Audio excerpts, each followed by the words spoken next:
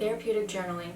This is something that was shown to me in 2015 by an amazing counselor who is also a master psychotherapist, and it's just been such an important part of my life and super helpful for me all along my journey that I really wanted to share it with you guys, especially with everything that's going on in today's world and everything that's happened in 2020.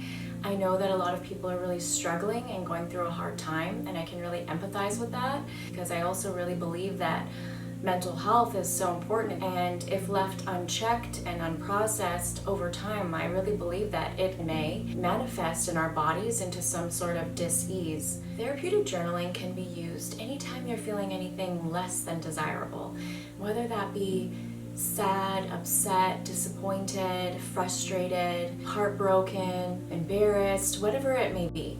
And it doesn't have to be used only when you're feeling something at a moment. You can also use it as a tool when you're trying to go back in time with things. Like, say if you have some unresolved childhood memories, you can use therapeutic journaling as a tool while you think and remember those memories.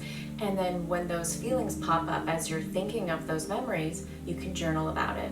So it can be used for present and past. This can be done alone or alongside sessions with your counselor, whatever works for you. And if you've ever written in a journal before, you typically just kind of write down whatever you're thinking, whatever comes to mind.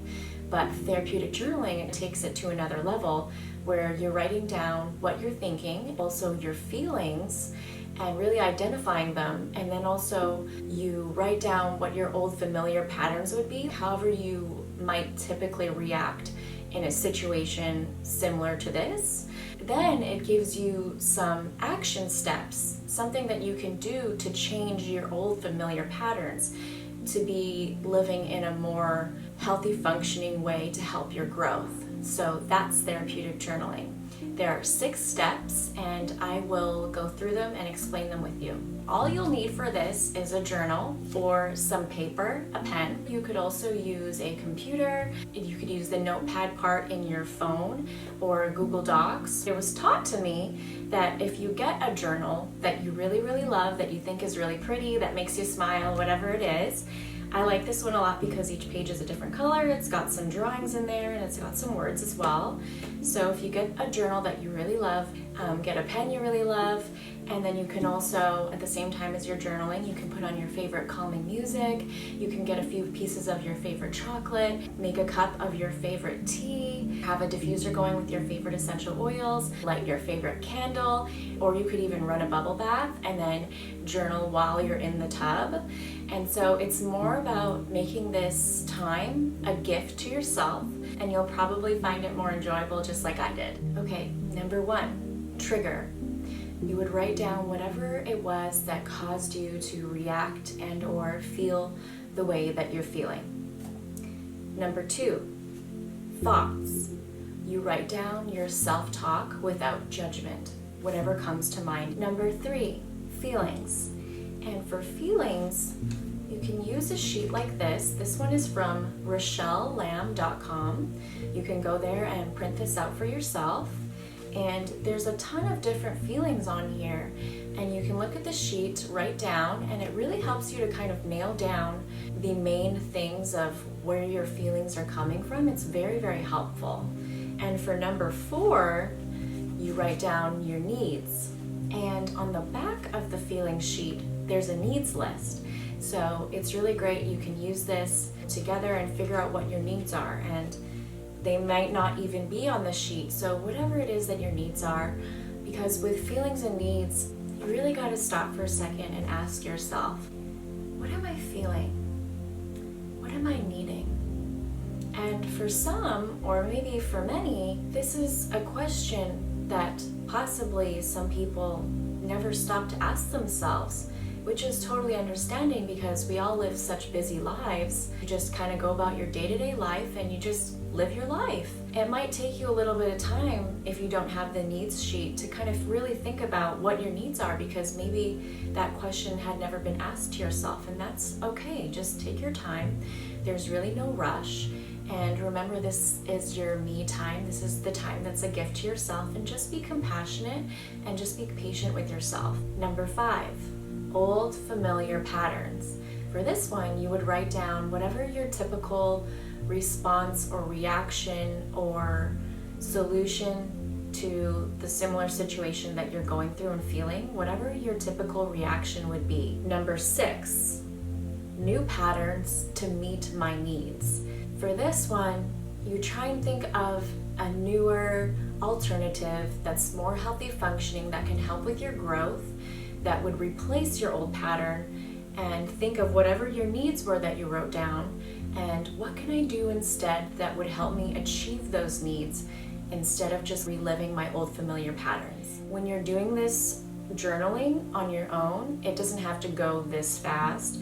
Really just take your time. It could be an entire page long, it could be 2 pages long, it could be 3 pages long, whatever kind of flows out, and whatever you want to write down or say or type, that's just what it's going to be. And also remember that whatever the thing is that you're journaling about, it might just be a real quick thing. You did one session of journaling about it and you're like, wow, I feel so much better.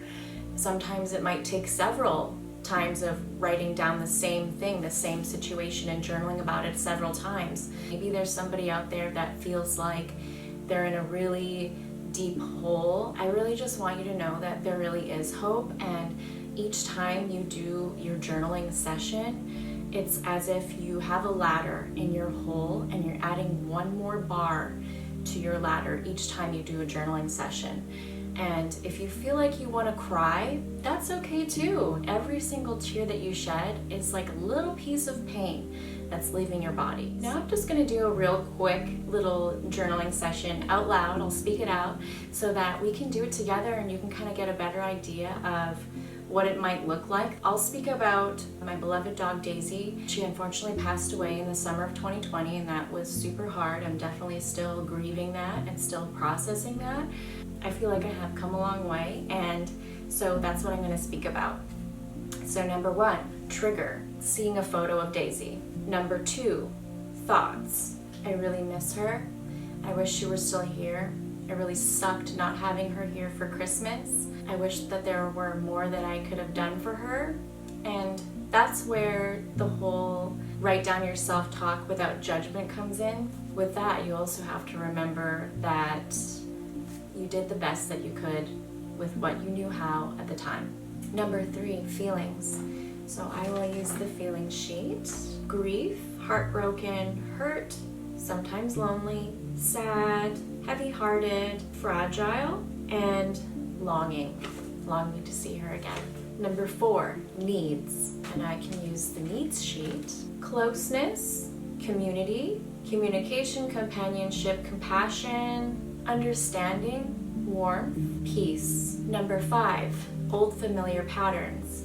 I think knowing myself from like 10, 11, 12 or so years ago, I would have tried to distract myself, stay busy so that I don't have to feel anything or much, and just tried to keep busy and just kind of stuff down my feelings. Isolated, not talk to anybody, not wanting to see anybody, being alone and just crying alone. Number 6, new patterns to meet my needs. Instead of isolating myself, I could talk to a friend, talk to my sister, or talk to William about it, and continuing my therapeutic journaling and just really feeling my feelings and really stepping into it and really just kind of feeling through them instead of just kind of like pushing them to the side, and remembering that it's all about progress and not perfection.